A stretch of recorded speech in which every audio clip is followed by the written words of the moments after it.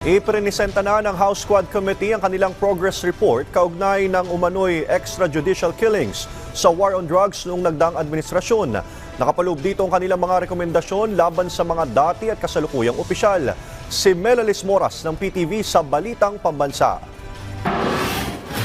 Pinasasampahan na ng House Squad Committee ng reklamong Crimes Against Humanity si dating Pangulong Rodrigo Duterte. Dawit din sina Senator Ronald De La Rosa, Senator Bongo at iba pang personalidad. Ito ay kaugnay pa rin sa umano'y extrajudicial killings sa war on drugs noong nagdaang administrasyon. Sa talumpati ni Quadcom Lead Chair Robert A. Barbers sa huling araw ng sesyon ng Kamara kagabi, ipinresinta niya ang kanilang progress report na naglalaman ng kanilang summary of findings, proposed legislations at mga rekomendasyon. Dito'y nakapaloob ang kanilang mungkahi laban sa mga dati at kasalukuyang opisyal.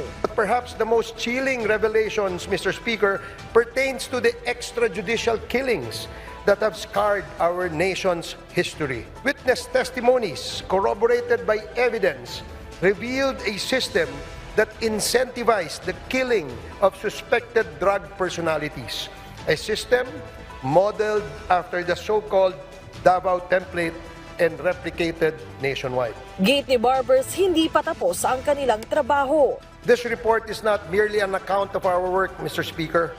It is a solemn commitment to uncovering the truth, upholding justice, and crafting meaningful legislative solutions to address the scourges of illegal drug proliferation, unlawful land acquisition by foreigners, crimes linked to Philippine offshore gaming operators or POGOs, and extrajudicial killings.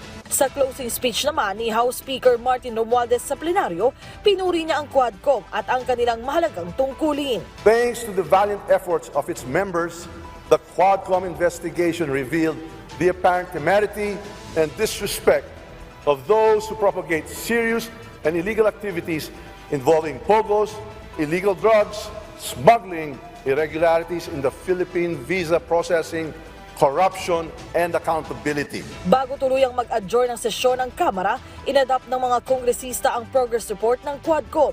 Inaprubahan din nila ang mosyon na i-transmit na ang naturang ulat sa concerned government agencies para sa paghahain ng kaukulang kaso. Sa isang pahayag ni Senator Go, ipinauubayan na niya sa korte ang magiging pasya kung sakali mang masasampahan siya ng kaso. Ganito rin daw ang paulit-ulit na sinasabi ni dating Pangulong Duterte. Si De La Rosa muli namang iginiit na paninira lang sa kanila ito. Bumuelta rin si Davao City 1st District Representative Paulo Duterte na inirekomenda ng imbestigahan naman ukol sa isyu ng iligal na droga. Wala raw siyang itinatago at desididong linisin ang kanyang pangalan laban sa mga akusasyong ibinabato sa kanya. Mula sa PTV, Melalis Moras para sa Balitang Pambansa.